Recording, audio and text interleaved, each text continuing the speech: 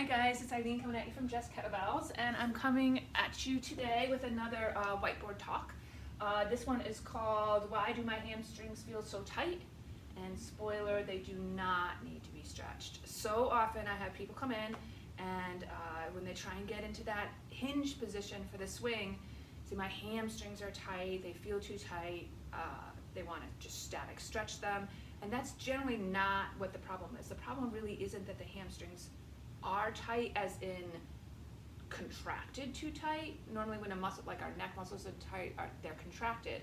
Our hamstrings feel tight because they're actually being stretched too long and they're overactive, which is an unusual, usually muscles are short and overactive or long and underactive. In this case, the hamstrings are kind of an anomaly. They are long and overactive generally.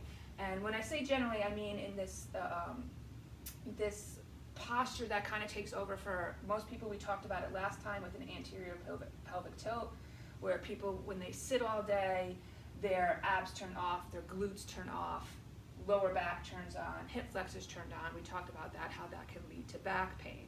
Well, the other aspect of that is the hamstrings then become long and overactive. And the reason is the hamstrings cross both the hip and the knee joint. And so when we have this kind of forward posture here, the hamstrings get stretched too long. As if we stood up straight, they would be shorter, they would be their normal length. But because we adopt this kind of posture that's a little bit bent, they have to be stretched out a little bit too long. The other thing that happens is that since the glutes are off, we need something to be able to extend the hips, to straighten out the hips. And so the hamstrings take over for that. They're not very good at it, and so then they tend to get tight as far as feel tight because they're overactive and they're stretched out. So that's why it feels like your hamstrings are tight. The other aspect that where we feel our hamstrings tight is because our calf muscles get very tight. And our calf muscles cross the knee joint, and so they actually, the calf muscles attach here, and the hamstring muscles attach on the other side. So they kind of overlap and cross over the knee joint. And so a lot of times we feel this tension at our knee where it feels tight, and we think that's from our hamstrings. It's actually from our calf muscles. So releasing and stretching the calf muscles will also help this feeling of the hamstrings being tight. So if we can get the glutes back on, which was the problem with the lower back tightness too, if we can get the glutes back on and the abs back on and straighten out our posture, our hamstrings can return to normal length. And if we release the calves as well, then they won't feel so tight. So it's a little tricky. What we don't want to do is just static stretch. I see a lot of people just do this kind of static stretch, pulling on the hamstrings. So they feel the stretch all the way through here. As I said, they're already stretched. They're already too long. So we don't want to do that. What we want to do is be able to stop the hamstrings from doing the work of the glutes and then strengthen the glutes. And so what we want to do is inhibit the hamstrings when we're doing glute work, because we don't want the hamstrings to continue to take over. When people start kettlebell swinging, generally after the first day of kettlebell swinging, they tell me the next 2, 3, sometimes up to a week, they say, my hamstrings are killing me. And I know that's because their hamstrings are so used to doing the work of their glute. Now, eventually, that works out, and the glutes start to take over when you do kettlebell work because it demands more power. And as I said, the hamstrings are not very good at flexing the hip. They're not good at power.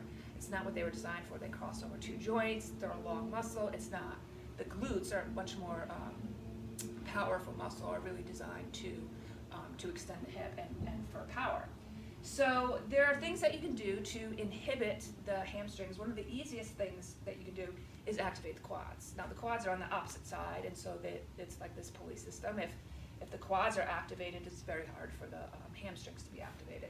And although the quads cross the hip, they are not generally hip flexors, and they're more for the knees. And so we can do things like put items between our knees, like when you do bridges. If you put a block or something between your knees, and then when you come up to the top, you squeeze your glutes. When you're doing stretches,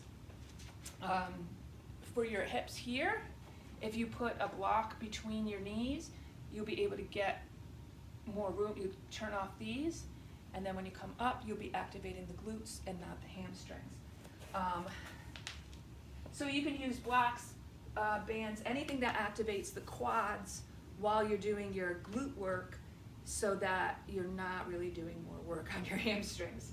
And then the other thing that really, really does help is stretching and releasing, first releasing the calf muscles. The other muscles that tend to get tight, they're not really a topic for today, but is the abductor muscles on the insides of the legs that are designed to pull the legs in. They tend to get really tight, and that's another direction that you can stretch. But again, so what we don't want to do is static stretch to make these muscles longer this way, because that's not going to help the hamstrings feel less tight. It may help in the moment, but in the long run, it's not what's going to help. So glute work, calf release, and inhibit the glutes. Inhibit the hamstrings while you activate the glutes. That should help. Any questions? Feel free to put in the comments or send me a direct message or an email, and I'd be happy to answer them. Thanks for watching.